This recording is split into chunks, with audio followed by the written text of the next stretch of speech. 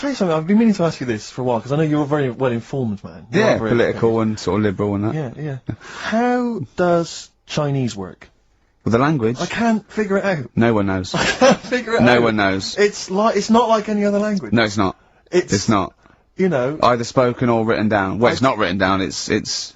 Well, when it's written down, it basically looks like kind of little children's drawings of those little paper houses that Chinese people live in. Well, that's what it is. It is. And it's loads of them, it's hundreds of them from what I can make out. But I mean, even French have a go. It's not even the French like, right words, but they've got some of the right letters, and they're going, oh, hello, how are you? And it's sort of, they're trying to do the words, but there's just something wrong. I think it's like a speech impediment, I think. Exactly, yeah. Germans are similar. Yeah, Germans are going, how are you? And they're trying to do the words. They're just English, but it's just Chinese, no effort. It's just, for want of a better word, it sounds, when I listen to Chinese, it sounds like gobbledygook. That is a dialect. I think that's the main dialect. That, Mandarin, and orangutan. But I mean, I can't, but seriously, I mean, I can't figure it out. I've got no grasp of how, because it doesn't seem to relate to anything I've ever there's not heard. real words, because there are sentences. Like, you know, we have a word, if we said, a gentleman sits by the stream of fish. I've said it often. Yeah, we use all the different words to each one of those words, so we've got a word for each of them. Yeah. They haven't, they've just got, I think it's like a triangle with a line through it. Right. So, which can get confusing, because, you know. Yeah, so the quick brown fox jumps over the lazy dog. That's just... That's what, I think that's like a little paper house with a feather on top. Right. But if we got... Personally, this is what I would love to do. I want to use the fact that we're on the radio to answer these questions possibly. Yeah, to tell me about other cultures. I would love to speak to a Chinese person. Yeah. A Chinaman. Well, or a Chinaman woman. A Chinaman woman, I thought it's fine. But I'd just like to speak to someone, ideally perhaps, you know, a professor of Chinese. Or someone who works in a chip shop, but someone who was actually born in Chinaland. Someone born in Chinaland. Someone born in Chinaland, a Chinaman or a Chinaman woman, just to talk us through exactly what they're going on about. Exactly, and it's just because I'm very ill-informed. I've only really seen, Chinese people in kung fu movies, you know. So Chinatown? Chinatown, walking through Chinatown. As we've said before. Not really a town. Not really a town. More of a novelty street. More of a novelty street, a slippery novelty street. Exactly, yeah. So, because I remember watching Kung Fu a lot. They always used to speak, they always speak very slowly, don't they? They do. They're very kind of mysterious. Yeah. Inscrutable. They never really they are unscrutable. You cannot scrute a Chinaman. You cannot scrute a Chinaman or a Chinaman They woman. are unscrutable, they are non-scrutable. Yeah. If I was to go out in the street now and try and scrute a Chinaman... You'd have no chance. I would not, because they are inscrutable. You could not scrute a Chinaman for love nor money. They are anti-scrutable. Yeah. I could possibly scrute a Chinese woman. Well, I don't think you'd have any luck.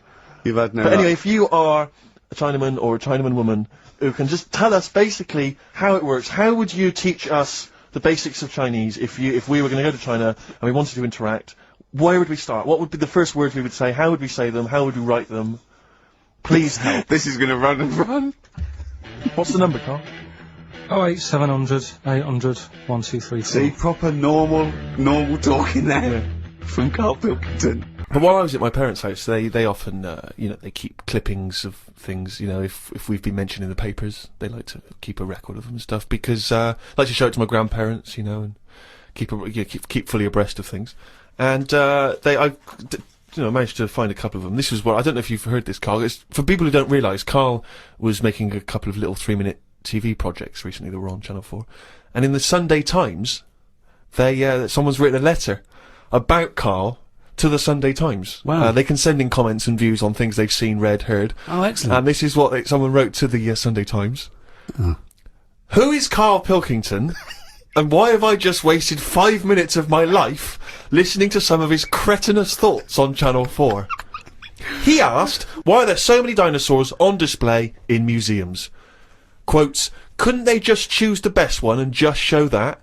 He summed it all up by deciding that we know too much. Somebody clearly doesn't know enough to know that this is a complete waste of airtime, showing no wit, intellect or creativity. That's from Wendy Robinson in Berkshire. You've got to have your critics. You know what I mean? You've got to have your critics. Of course you have. If everybody liked what you did, then you're not doing the right thing. She wasted 5 minutes, and they were 3-minute wonders, so it must have felt... Yeah. 2/3 as long again. But think how angry she must have been to have bothered writing this letter to the Sunday Times. Well, that's good. I mean, though. you It's made me really do must something. have. It's all about getting people thinking. That's what I always say to you. As long as I'm getting people thinking about what I've said. She remembered what I said. But what views did you put out in these short films which you feel people perhaps should be talking about, discussing, digesting, thinking about? Just stuff that was in my head that day when I was filming them. Yeah. Is it in your head now? Some of it is. Now you've remembered me what I said. Now you've what? Now you've sort of told me what I said in that one. Yeah, I remember saying that. Yeah. And I stick by it. Remember him some other stuff?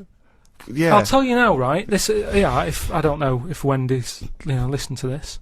But, Almost certainly not. But listen, right? I was saying about the museums, right, and how they're big and everything, and they've got dinosaurs all over the shop. I read that in that museum, they've got something like 7 million bits of stuff in there, right? Now, when I spend 2 hours in somewhere, just show me the good stuff. Don't be saying we've got 7 million bits. Because there was a fella who opened it, right? I did a bit of research on the museum. Fella who opened the museum up. And what was his name? It doesn't matter. Okay. Doesn't matter, does it? What museum was it? It was the London one. Oh, the London one, yeah, okay. So he's in there, and he's collecting all this, bits of stuff. What stuff? Just whatever's knocking about at that Oh, time. right, okay. It seemed like You have researched it. he never chucked anything away. He's like, I won't put it in the bin, pop it on a shelf. Okay, right? So yeah. he's put everything on a shelf in this museum. Then, as time I went think you're on, going into too much detail, but just give us the gist of it. No, but all I'm saying is, he keeps everything, and if you keep everything, sometimes it'll be good stuff, right? And a lot of the stuff was going missing, the good stuff. But people who set these museums up are just as crafty. What? The fella who found Tutankhamun, he was pocketing all sorts of fingers and stuff in his pockets on the way out. That had rings on them and stuff. So all I'm saying is, why is she having a go? But She's hang on, learned wait, something. what's that got to do with someone pocketing? I don't understand your point. Because she's sort of moaning at me, going, "Don't have a go at the museum and the dinosaurs." But No, everybody, she's having a go at your fatuous point. Yeah, you're absolutely uneducated, But, stupid point that you got TV time to talk absolute shit, if I could that's not paraphrase my fault, Wendy. is it? That's not my fault. If someone says they want me to do a little programme and you can do what I want, I went and did what I did. Free speech, innit? But we just gave you the chance then to defend yourself, and you just confirmed Wendy's point 1,000 times over. What was all this waffle about people nicking stuff? What's that got to do with anything? Because she's having a go at me. I didn't nick But she's anything. having a go at you for talking nonsense that's of no consequence, which is what you just did then. That's all nonsense. But what was your point? Oh, all right, then we'll watch Wendy's little programme when that goes out. Let's see what she's got to talk about. Sick of her. When did Wimbledon finish? A couple of weeks ago. Right. Found myself sat there, right, and I'm not having a go. I know we've stopped Cheeky Freak of the Week and all that, right? So I'm not going to be having a go. Christ, I sat there. I'm scared. No, I'm not having a go. You've always got to remember that. Go on, just get on with it. Get on with it. I'll apologise after. I'm just saying, watching Wimbledon, it wasn't, one of the major games. It was little fellas in a wheelchair having a game. Little fellas in a wheelchair. Right. But for me, I mean, great. They're doing a sport and everything. Don't put it on the telly. What was up with it? There wasn't like a rally going on. No, do you know what I mean? Do you know normally, like with the well, not to Enman, but with some of the other with some of the other players and that, they're playing for ages, aren't they? It's like, oh, who's going to win this and that? Yeah. None of that. It was just like, hit it, net. Oh, Christ! Oh, God! I don't know what to do! And people were like sat there watching it as well when they've got other games going on in there. That's what I couldn't understand. If you've paid your money to get in, yeah. I mean, like I say, good on them if they. Do you know what I mean? But it would have been. And they all start first in the marathon. I just thought it would have, give them a game of swing ball or something. Yeah. You know what I mean? No, yeah, I understand. Oh, God. Yeah. There's never anything on. XFM in the community. Did Brilliant. anyone confirm, actually, I had an email earlier, Swing ball! No, I'm not having a go, though. Tell them. This is what I'm like, aren't I? Sorry, this is recording you as well. What do you mean I'm not having to go tell them? Do you think you just said that to me? Do you think you haven't got a microphone? You just said to London, keep wheelchair sport off the telly because they can't get a rally going. You called them little fellas in wheelchairs.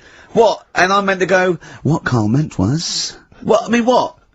They can hear you as well. Yeah, I know, it's just that they might think that I'm having a go. and I don't want them to. That's why I stopped Cheeky Freak of the Week, because some people got the wrong end of the stick. Right. And what have you.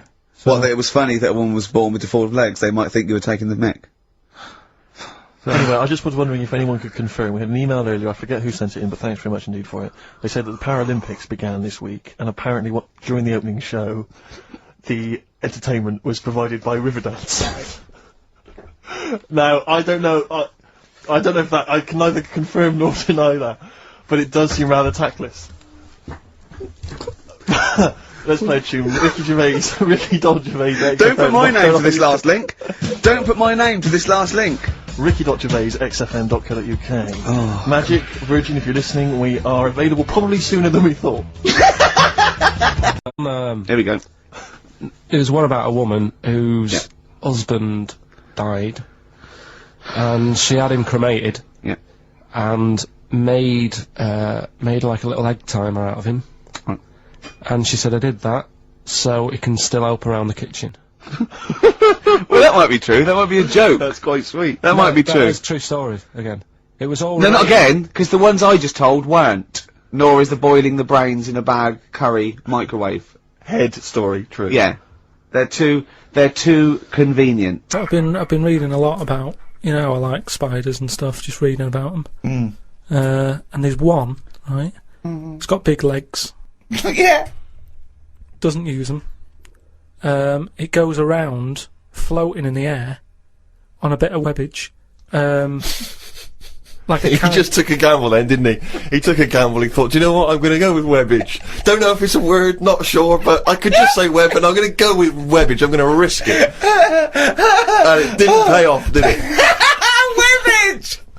Webbage! But that's how it gets about, it's in the air like a kite. Yeah. And it's just floating about. I've seen one, yeah. So, that's what I'm saying about weirdness.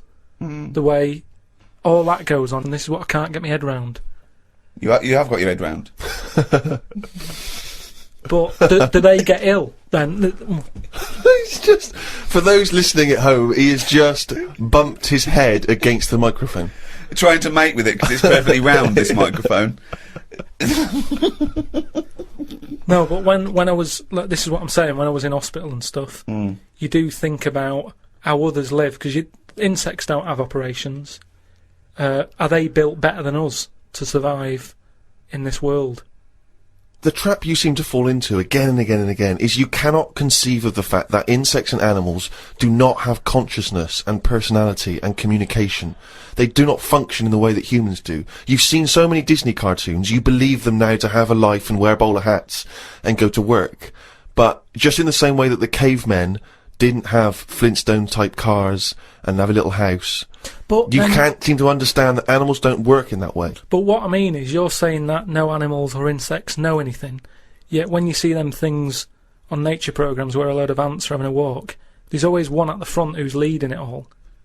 So one of them's got to know something. First. Or there are leaders in. Yeah, but the other ants are going follow him. No, they're not. They're not. They're not vocalising that in any sense that you understand it. No, they're not saying follow him, but they sort of look as if to sort of say, I'm going this way. Without cognitive speaking. reasoning. It's not made a conscious decision to act in that way. Yeah, but this is when you if a raindrop falls on a bird's beak and it moves away because instinctively it's hardwired to be wary of things which drop on its beak in case it's dangerous. It's not thinking, oh crumbs, I better get out of the way. It just does it because it's somehow hardwired into it to act that way. But it doesn't stop for a moment and think.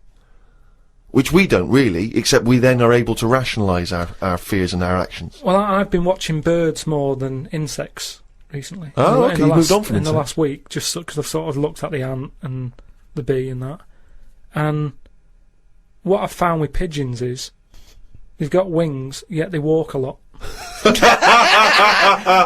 love that to be a thesis where he got like a £500,000 grant from a university, and I said, well, Pilkington seems to, he's done ants and he's done bees, he's followed ants. Apparently they're not doing anything, some of them are lazy. We are granting him another £500,000. He's been working on it for a year. Please welcome Karl Pilkington. Karl, what have you found? Well, even though pigeons have wings, they walk a lot. No, but even in times of danger, one was crossing the road and a car was coming, and you'd think that his head would say, "Best start flying." Yet he just walked faster. Well, what's he doing? It was doing stuff, wasn't it? It saved a bit of energy. Takes a lot to take off, doesn't it? Yeah, but it's either that or you're going to get crushed. But it didn't get crushed, did it? No, I don't think it did. No. There you go. They knew what it was doing, didn't it? Yeah, it just annoyed me. That's all. It's got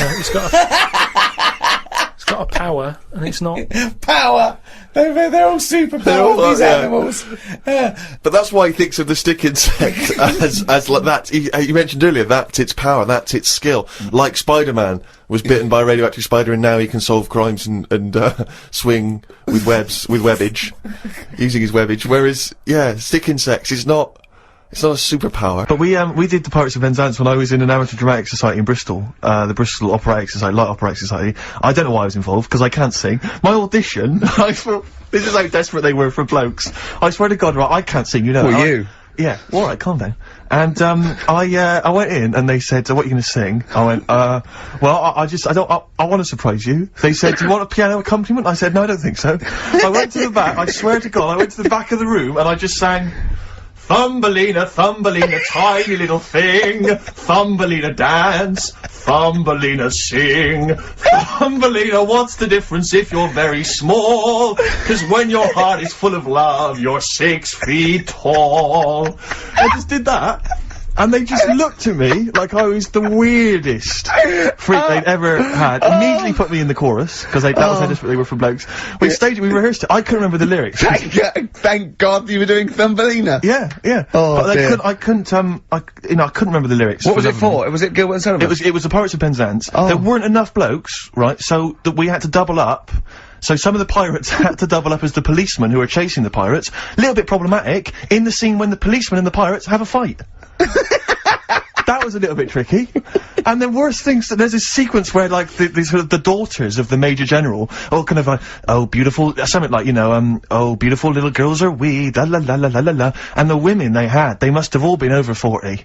I mean, real kind of toothless crones, creeping around in their nighties. Is it the sort of women that buy one of those sort of porcelain dolls from the TV and go, "Look, I've had a baby." It's not a real baby. It is a real baby. I'm gonna stab you. Yeah. One of those. Exactly. It's the sort of women that you'd see maybe on TV's Bargain Hunt. You know, the kind of contestants you get on there. Those women who sort of, they're in Amdram and they think they've clung on to their looks, but they'd have never made it in the guy who was playing there's a guy who's supposed to be an 18-year-old prince, an 18-year-old pirate, the Pirate King. He must have been 40 if he was a day. He also directed the show, though, so he got to prance around in these thigh-high boots. Ludicrous. It was so embarrassing. It was shameful, really. I'd love to go to Amdram. Amdram is a whole other world. It's such an incredible place. Because there's so much backbiting and envy and... Really? Oh, it's incredible. It's worse than the real world of theatre and TV. It's unbelievable. Because the same old people get to do it every year because they can hold a note. Can we go along? You would absolutely adore it, Gervais. So anyway, as I say, my mother saves various clippings and things which may be of interest. This was recently in the Daily Mail, in one of those kind of gossip columns. Ricky Gervais's cringe-worthy dance routine as managerial buffoon David Brent was undoubtedly the highlight of BBC comedy The Office. Perhaps credit for the scene should not go to Gervais, however, but his lanky co-writer Stephen Merchant. For I hear that 6'7" Merchant has been attracting a great deal of female attention at the so-and-so pub in North London, until he took to the dance floor with Brent-esque results. Says my mole, most of the feminine throng looked away in embarrassment. Putting it kindly, he was rather ungainly, like a giant albatross hopping on stilts. Right, now then. I'll take issue with this, because firstly... You wouldn't be attracting female attention in the first place. Rick, if I had been, I'd have phoned the Mail myself. Point A, right, I seem to remember distinctly I was talking to one of my mates the whole night, and we were discussing about the fact we were too shy to talk to girls. So wrong there. Yeah. Point 2, as you well know, if I take to the dance floor, which on this occasion I didn't, I remember distinctly not because I love to dance, I would not have been described as a giant albatross hopping on stilts, because Carl has seen me dance, you've seen me dance, you know I'm a good mover. Yeah. Just in the same way that people can't quite understand how Peter Crouch, the same height as me, is able to be so brilliant on the football field. Yeah. The same, people look at me when I'm dancing, they go, I don't know how that big guy is able to bust some of those kind of moves. I've won 2 dance contests in my life. Those facts, those stats speak for themselves, Rick. I know. I mean, you've seen me dancing, how would you describe me? I think that you look like isn't an albatross, isn't it? You look like, an upright lizard right, being given electroshock treatment. And I think that's a lot fairer, isn't it, than the albatross nonsense? Well, so I'm just trying to picture that, because again, I was that a compliment? You were on my side, right? You were defending me there. A cross between a giant lizard and a stick insect. Again, because they don't sound, straight away they don't sound like compliments, but I'm assuming you're on my side here. Stick insect with funny glasses? Is that? Again, I thought, I was thinking you were perhaps being a bit touch more supportive, but you've not really. Carl, you've seen me dance. What are your views? It's just like a bit of weird art. That's brilliant! That is brilliant! That's so much better than albatross! Okay, number 2. People who don't want to do what the brains would be better at doing. Right, okay, no, I'll get around that sentence. Now, tell me again. Brains that don't want to do what their owners are good at. Ah, so now it's the brain's fault. Before you said you were going to put people in who don't do what their brain's good at, but now you've changed that. Now you're putting the blame on the brain. Now you want to put in brains who don't want to do what their owners are good at. I like the fact that you own a brain. Okay, no, I just need a bit more clarification, Rick. Before you ask questions, can you just expand on that point, please, KP? Do you know, like, people decide what they want to do, right? Don't they, for a living? Mm-hmm. But sometimes they're not good enough. Right. You mean they have a dream and they can't fulfill it because they haven't got the skill or... Yeah, but that doesn't mean they're not good for anything. No. It's just that they haven't unlocked the thing that they're good at. Right. But, which is fair enough. You can't always find what's going on. There's a lot going on in the brain. Yeah. You know, there might be something up there that you just never find, which is sad. Right? Right. But you mean you may never discover your full potential because you may never stumble across it. You may never have the means. Yeah. But yeah, of course, yeah. I only got into hospital radio because my dad was in hospital, so I found out about this thing and I thought I didn't even know this existed. I want to go. Well, of course. So I mean, there's much bigger issues there that the poor working class people don't get the same opportunities. People in third world, when you're worrying about whether you're going to live through the next few days, you don't start thinking, I wonder if I can play the cello. Can I refer you back though, Rick? You made an interesting point there, but I fear that's not exactly what Carl was saying. I don't think that his point was quite that profound. Yeah, that's kind of what I meant. Yeah, I don't know. There was something to do with the brain not allowing its owner. Yeah, because that's the bit that annoys me. Fair enough if a brain hasn't decided what it wants to do, because you. What is this? Let him finish. God, this thing let him about finish. the brain Shut up. being in charge, like the numbskulls. Because it hasn't found its destiny, type thing. A brain hasn't found its destiny. When someone is good at something and they know the brain is good at something, but then they don't want to do it and they want to go off and do something else. Sorry, who's to blame here? The person or the brain? I'm talking like him now. Don't know who are you putting into room 102? What annoys you? A brain that doesn't let its owner know what it's good at, or an owner that won't do what the brain wants to do? I think it's the owner, because say like a bloke who's good at plumbing. Yeah. His brain loves plumbing. His brain loves plumbing. He's sick of plumbing. So he goes off to try and unplumb. No, he's going to do something else. He's going to do something else. He's carpentry. Now, they say in this country the problem is we haven't got enough tradesmen. Right. We haven't got enough plumbers. Right. There's enough plumbers' brains. I don't know what the fuck that means. Shut up. What are you talking about? Shut up. Let him please finish. Because this is like beds and pillows brains have not changed over the years. The brain is exactly the same. But it's the owner of the brain that's in charge. The brain could be going, I want to go for a walk, or I want to go and find something out. But if your body's too lazy to get up and go and see the stuff, the brain isn't going to get what it wants. It doesn't make sense, Carl. Right, you are your this. brain. Okay, you could have a good point if you said this. You could say that everyone's brain has the ability to become a plumber. Yeah. You know, your brain, yeah. But I don't know if it has, you see, because this is the thing. When I was younger, when I first left school, I had 2 jobs I wanted to do. I wanted to be a joiner, right? Or a car mechanic. I had a go at sort of joinery. Couldn't really get my head around it. Right? Did work placement at a garage, messed it up, got kicked out. What did you do? The thing is, why did you get kicked out? Just because I messed the garage up. How did you mess it up? The fella he's a bit moody, this fella, and he just decorated his garage. And you are like the slug in this scenario, aren't you? He just, do you know, like, they paint the floor and everything? Make it with lines in it and everything like that. Right, what did you do? And he painted it white. You shouldn't have white in a garage. Stupid with all the oil about and that. It's not the right colour, is it? It's like getting a white sofa, you're asking for trouble. Yeah. So he'd painted it all, and then he sort of said, do you want to change the oil on the car? So yeah, go on then. So what do I do? He said, you pull the sump out, stick a bucket underneath, catch the oil. All right then. Go down there, pull the sump out, hold the bucket, but because of the pressure, the oil doesn't come straight out, it flirts out sideways.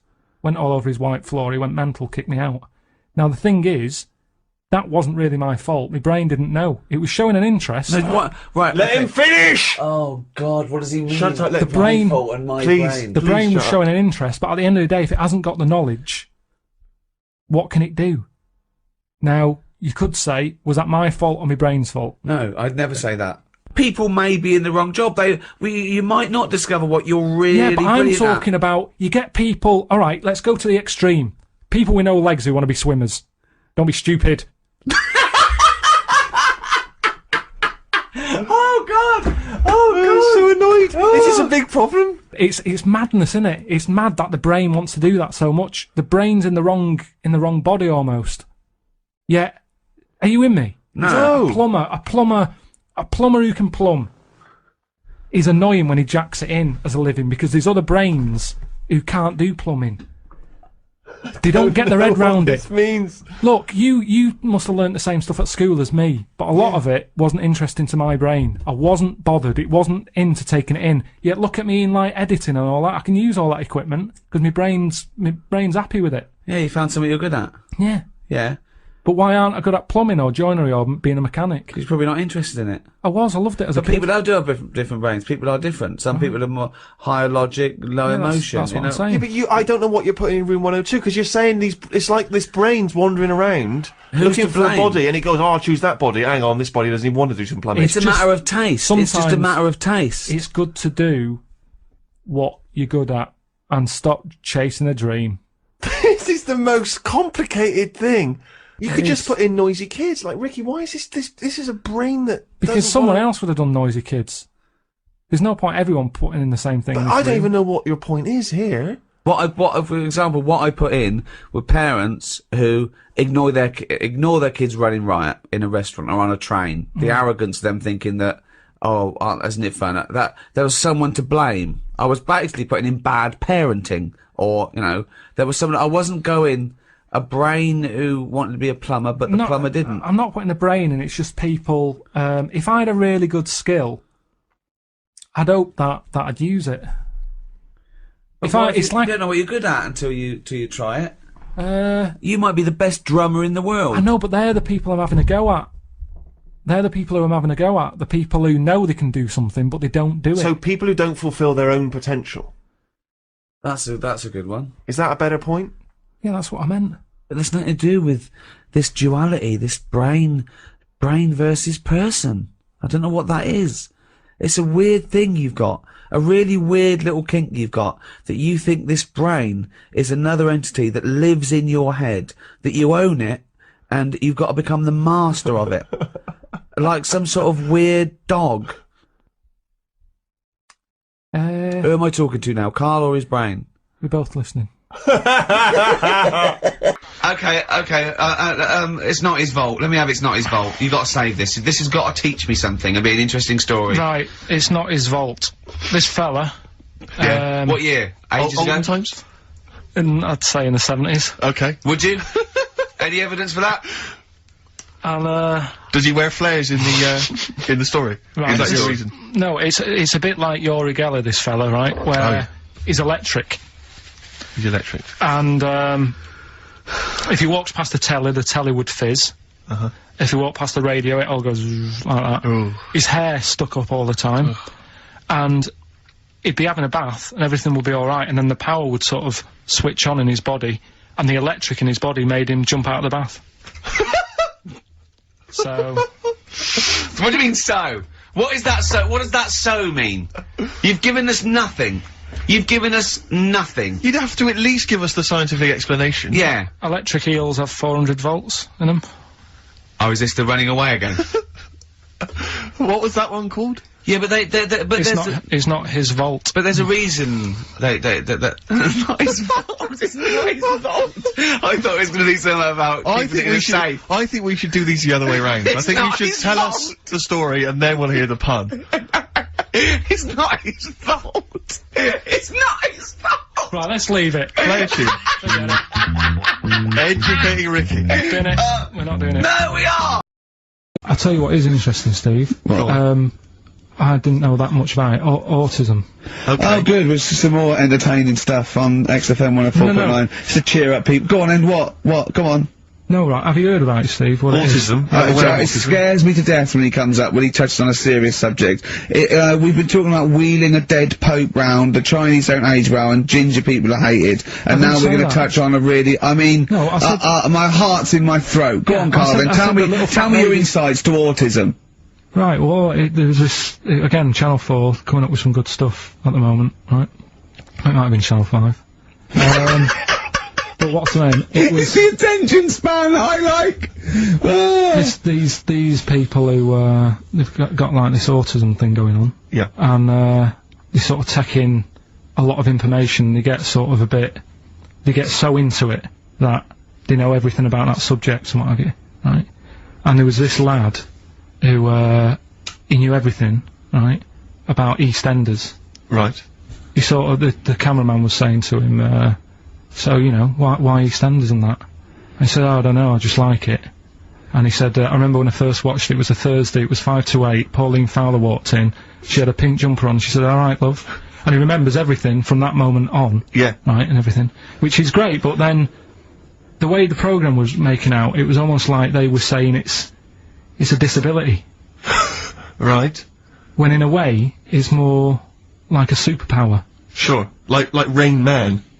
if you can take Rain Man. No, I'm he not. has special autistic powers.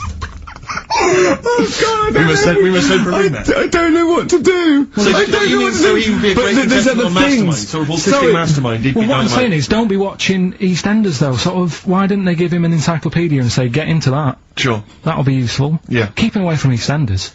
Wasting his time there. But I don't think it is a disability. No. Yeah, there are other things, and they're not. It's also autism is a matter of degrees. From what I know, and I'm sorry to have to do this, but I feel that I have to at least be the voice of reason, as ill-educated as I am on the subject. But I think there's degrees of autism. I think some are higher performance than others. There's other issues with it. It's not they're just got good memories. They don't go around doing tricks for people because they can remember stuff. There are other issues with it. Do you know what I mean? Well, I mean, they seemed a bit... You watched the programme, what did you learn? That he knows when Pauline Fowler came in? Yeah, I mean, there was other bits where they couldn't control her emotions and stuff.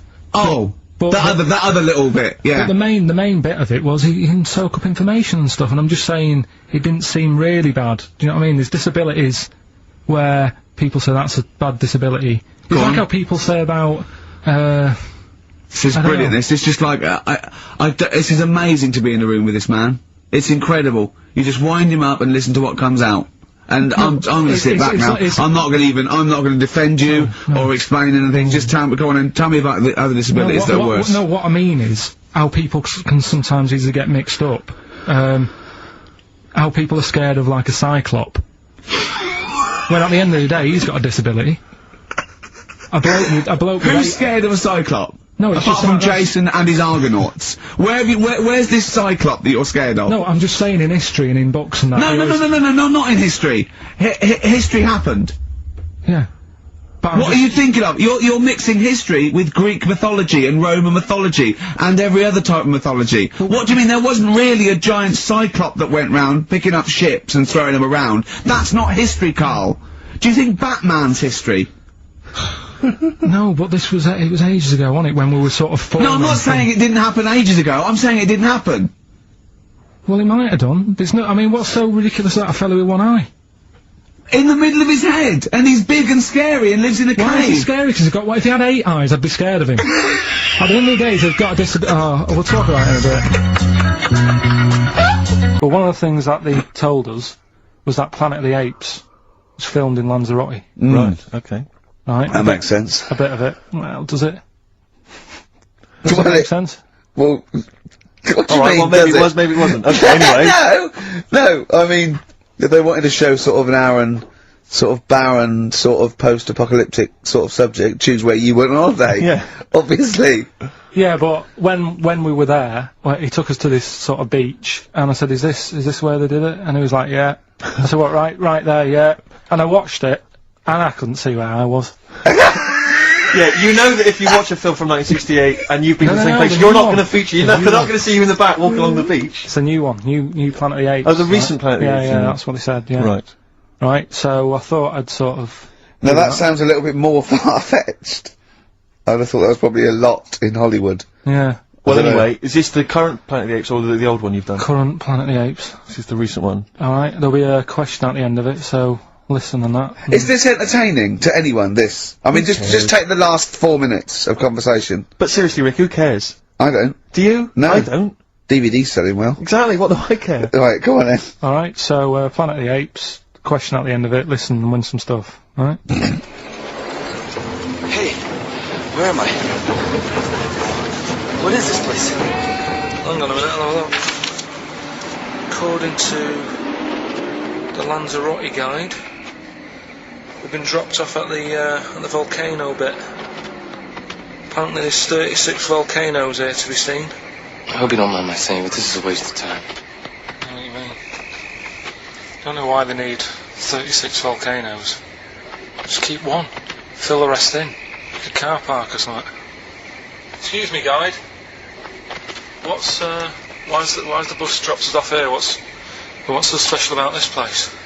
Well, according to our holy writings, that is where creation began. Where the Almighty breathed life in the time before time. It's amazing that, isn't it? All this has been stood here for years and years. What about the coffee shop there? Is that old, is it? Well, nothing. You're out to rip us off. I bet it's about £4 for a coffee there.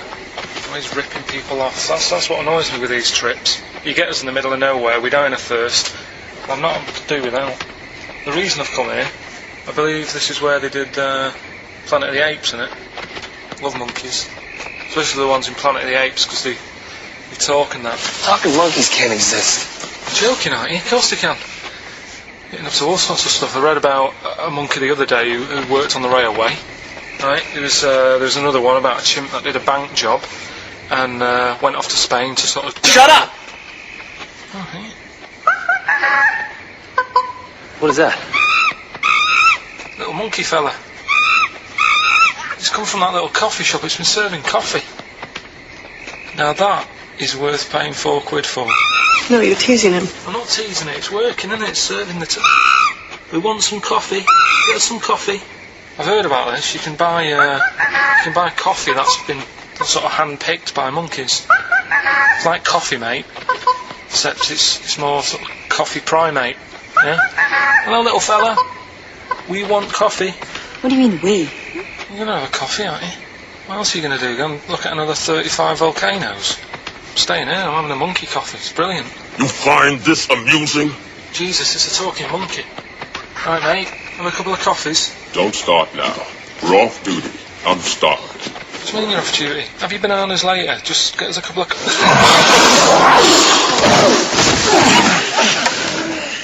Alright. I understand that you're tired and you've probably been on your hands all day. Just forget the coffee.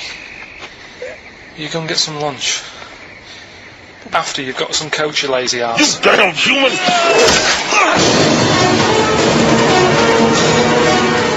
Powerful. Lovely. Excellent. It's like, you don't see. It got me thinking about things you don't see. And you don't see. Did you put this into a computer? Show me things you don't see. What else don't you see? Well, you don't see, like, an old man having a Twix.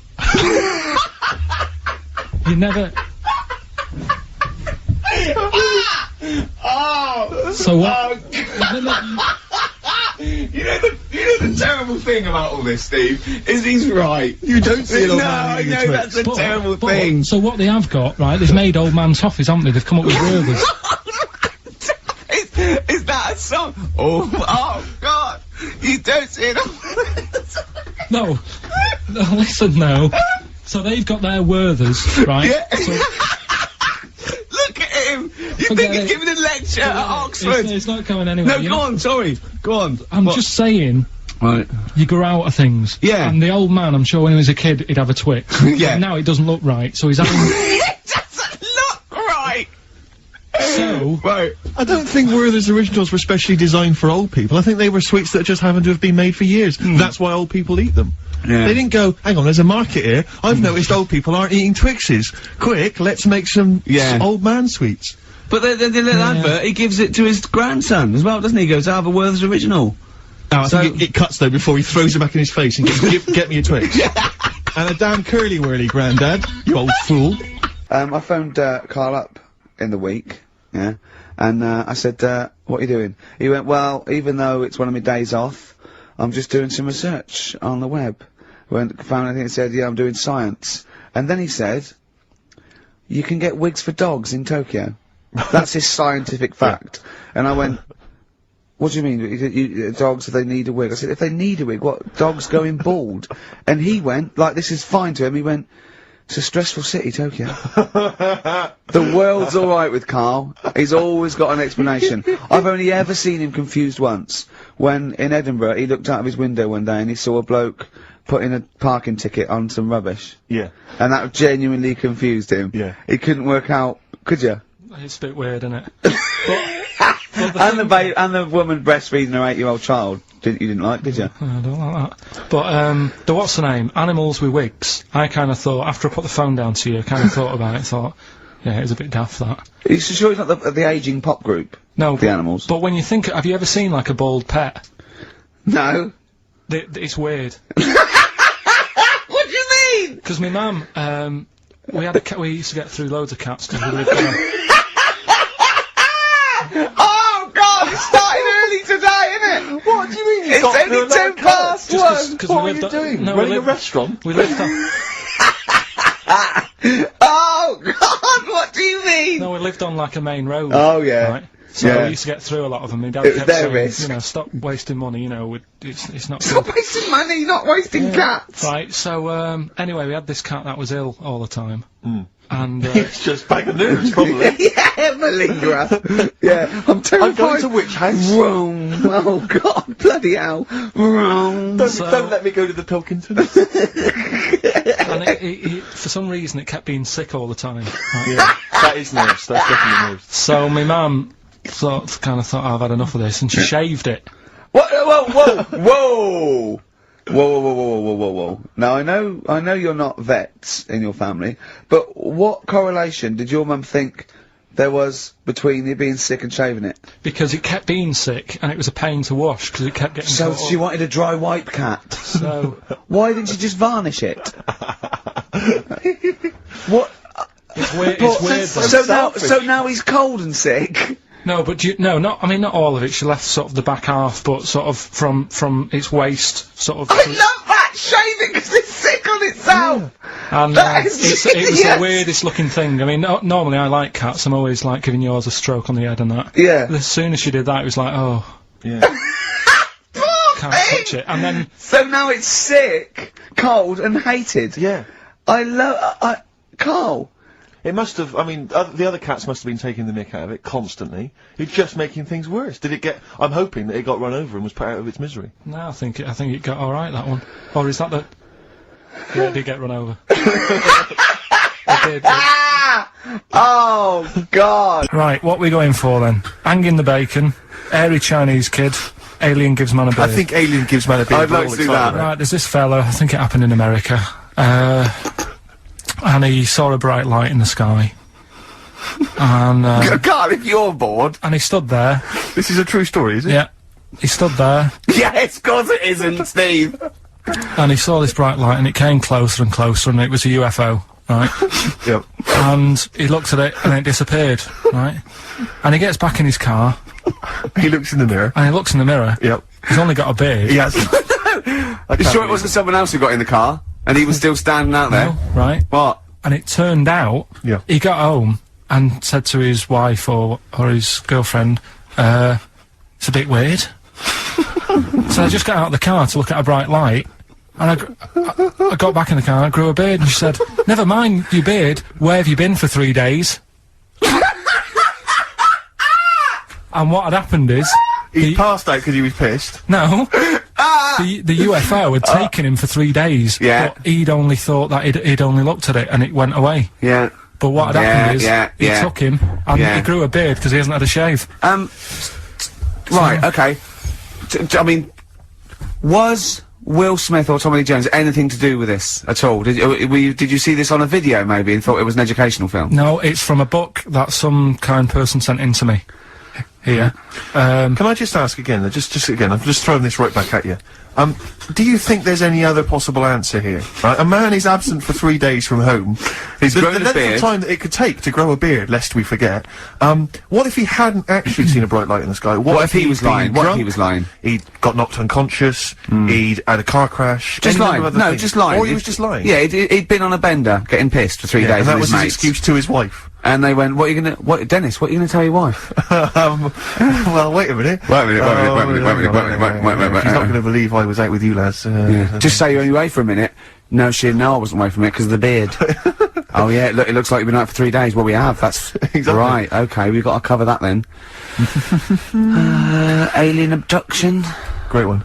Okay, let's try that. Do you see? That's a little scenario there that could have been played out. So, when you say educating Ricky, what have I learnt from this? Never listen to you again. That's all I've learnt so far. Never listen to you. Yeah, we'll add a little bit more in here, right? To well, no, what do you mean add a little bit more? We'll add a bit more to this what I'm educating you about. Go on. Right. There's only a law in America that says if you touch a UFO, you're gonna get done. Now, why would they make a rule? I don't know that. Do you know, like, all their rules have a code? Carl, I genuinely do not know what you're talking about. Right. Do you know, like, how here they might have... Do you know what? I have no idea. Right. Okay. Do you know, like, over here? I'm listening to Capital on these headphones. I got Foxy on from yesterday. Okay, what's the next one? What's the educating Ricky? I don't know, see, like I say, I was looking around and there's stuff that is interesting. Right? I was looking on the web. But there's no point. Well, it's just that I found one about, what's the point? About a lad who, 8 years old, but he's still breastfed. Now, I don't know if you can get anything out of that. Is that what his mum said?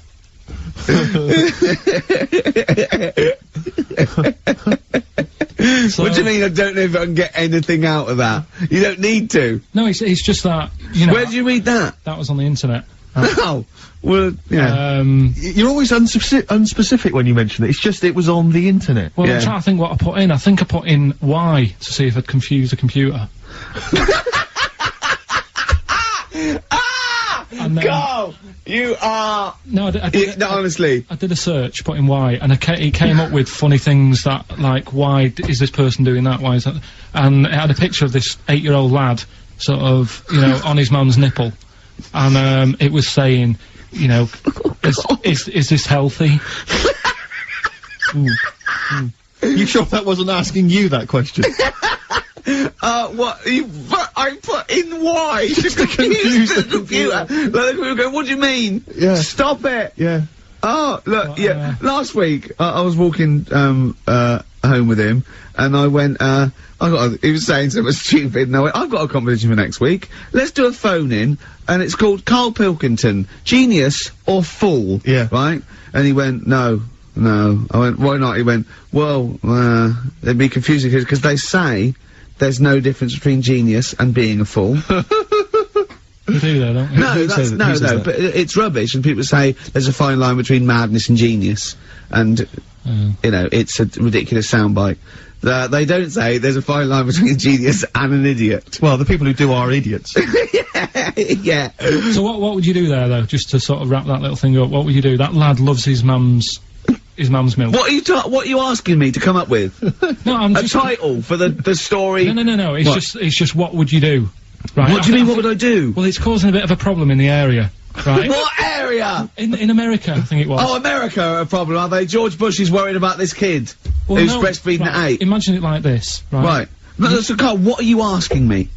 About this spurious story you saw on the internet? I saw it on the internet. There's an 8-year-old lad, he likes his mum's milk, Yeah. And it's saying, is this right? Should it No, be it's going not. on? But what What do you want Ricky to do about it? It's not his responsibility. yeah. No, but the little town that he lives in, they're all causing an uproar, right? Going, this isn't right, you know, I can't let my kid play out in case he's in the garden with his mum getting a bit hungry, right? So, what should they do? Because his mum's saying, well, he likes it. Yeah. And he, you know, so what do you do? I don't know the laws. No, but I'm not asking you to sort out the laws, I'm just saying, if you lived in that neighbourhood, what would you say, if you went up to him and said, look, everyone's getting a bit fed up with this, look. I'd say, what would I do? What do you mean, what would I do? What are you asking me? Right, it doesn't matter. No, what are you asking me? What are you asking me and Steve and the I'm public? just saying, say if you live next door to this woman. Yeah. Right? The kid's hungry, 8 years old, he's out playing on his bike and he goes, Mum, I'm getting a bit peckish, and he goes, alright son. She whops one out. And he starts having his milk, right? You live next door, you're putting your washing out, and you see this going on. You're getting a bit sick of it, because it's gone on for months. 8 years, I assume. Why is it your business? Why are you such a nosy neighbour that you're concerned? What would you do, Carl? Let's turn it back on him. Yeah. What would you do? What's your solution? What would you do? Well, I thought I'd say, right, why are you doing this? And she'd say, because he likes it. And I go, alright then, put it in a bowl first. What was that illness years ago? Right, there was, a couple of lads at our school. Oh yeah. Had really big heads. Right. And webbed fingers. And webbed fingers? And... Sorry, wait. Was that... Hold on, did you find him in a pond? Did they used to be little tadpoles? No, Carl, you're not confusing your past with an old episode of Doctor Who, are you? What were they called, these two? I didn't mix with them. Right. It was just like... Of course not. There was nobody thought anything of it at school. Cause No, it was like, sure. You used to it. Yeah! It's the north. There goes the creature from the Black Lagoon again. yeah. He's late. Brilliant at trigonometry. He's late for double maths. Yeah. But, yeah, I didn't think anything of What it. is it called? What is the disease called where two fellas... Are they... Not even related. Rubbish! Not related. Were you near a nuclear power station when you were growing up? Yeah. You weren't really? Yeah. God, this explains so much. This has got a I bit don't heavy. think that's it. Hey, talking of enormous heads, Yeah. you were at the Pop Idol final, weren't you, Rick? You went Yeah. down there just because obviously Rick's a huge fan of Pop Idol. He wanted to be there. He wanted to give his support. Quite seriously, there was no irony there. We were Yeah, having he genuinely great is a time. fan of it. And he was. You sort of had photos taken with various people. Yeah, didn't of you? 'Cause course. you were a bit drunk and you wanted to have a memento of it. There's obviously a picture of you with Fat Man Rick Waller. Yeah. But the best one is a picture of Ricky and his girlfriend with Dr. Fox. Yeah. Whose head is twice the size of mine. any other head. It's quite remarkable. I don't know how they barrel. He's a lovely bloke, and he was really nice to meet him and everything. But he looks like an immaculate tan. And he's always happy, and he's It just looks really on the good. picture. It looks like someone you might see in a carnival who's built a huge papier-mâché head, and we're like Frank Sidebottom, just sort of walking down the road. It's just incredible. Dr. Fox didn't used to go to your school, did he? He used to hang around with a mate. They were great swimmers. They were brilliant swimmers. Oh God! Carl had to leave early last week, but you stay to the end this week, mate, or Yeah. You don't need another holiday. Oh, he started already. I mean, Steve's made you look like a bit of a twat already, and it's only 1:05. But the only reason you don't go on holiday is because you have to spend money. Oh, and he's gone straight back. Well, he's gone straight back. I can't come back to that. Oh, it's just dynamite. It's just absolute. That was. Although searing the last and cut to holiday, the chase. last holiday Steve had, he sort of found a third world country so he could live like a king for a week. It was Cuba, wasn't it? Going to Cuba, amazing. You can almost rule the place. If it weren't for Castro, I'd have been in charge. Kind of cash I was flashing around. They do anything for $1 over there. It's extraordinary, literally. I mean, it's amazing. Yeah. Oh. Definitely, and I went to Kenya before that. So he thought to the prostitute, said no. You were going. Yeah, well, it was $2. I mean, I'm not made of money. Did you have a good holiday, Carl? Yeah, it was alright. It's alright. Went down to Cornwall. Now, Tell you you were what, going to the monkey some odd sanctuary. people down there, Steve. Well, don't look at me, I'm not from Cornwall. Well, you're from that sort of area. Well, not really, but never mind. Genetically means. Right. They're weird. Well, you must have slotted right in. Why are they weird? What do they look like? Just all, sort of odd people. A lot of old people, but not just old, sort of messed up old. What do you mean messed up old? You can't just say that. There's... There was a woman with a funny neck. Okay, in what way was it funny? Why did she have a funny neck? If you're writing an essay, you wouldn't say there was this woman with a funny neck. How would you describe it? She sort of had her head, like, pointed down all the time. Like Don't do it, it's his radio. No, but just for you, I didn't like that. Yeah. Talking about Yeah, okay, right. So, brilliant. I don't know, I was saying to Suzanne, what happened, you know, what do you think? Because Suzanne knows everything, that's the good thing about her being with you. You just ask her, what happened to her, and Suzanne goes, Carl, I don't know. Yeah. I haven't been here before. Suzanne, your girlfriend, or mummy as you call her. Oh, sparks are flying. Yeah. I got a little bit of chocolate, can you just lick a tissue and wipe it off? Oh. No, she said it might have been like, because back in the olden days they carried stuff on the... The olden days? What do you mean the olden days? This woman was probably what, 50? No, she looked about 70. Yeah. But like I do on Cheeky Freak of the Week, right, I always turn it round and we get, like, something good out Something of it. positive, yeah. I said to Suzanne, I bet she finds a lot of money. Always staring at the ground, yeah. Oh, how did baguettes come about? If this is going to be someone cooked a loaf a bit wrong and said, I can still make a sandwich out of it, I'm going to hit you. No. Go on then. Right. Napoleon, when he was at war and that with, Russia. 1812, yeah. Yeah, all his soldiers were like, you know, not used to the cold weather and that. So they said, take some clothes in your bag with you, because it's going to be nippy out there. So, they put all the clothes in the bag. Sure. Do what they were told. Thought, It's Napoleon, for Christ's sake. No room for any food. You're joking. So, Couldn't they make some sort of, like, sandwich? No, it wouldn't fit, because of all the clothes. You had to take extra gear. Sure. So, anyway, he said, I can see where this is going. Is there a baguette-shaped gap left in their holdall? They thought, let's make some bread that you can fit down your trouser leg.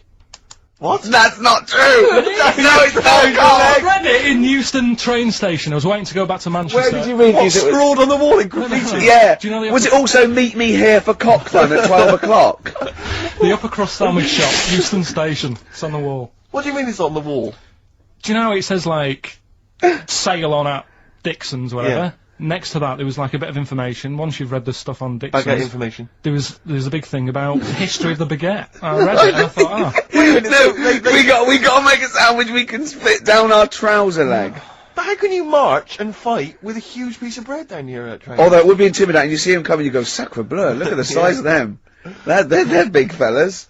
Well, blimey. I can't help but feel that could be a practical joke at your expense. Yeah. do that. Well, the Earl of Do you ever Sandwich... question anything you read? If it's printed up, is that, Yeah. like, fact for you then? Well, it's not funny. I mean, if they were trying to be funny, it's like...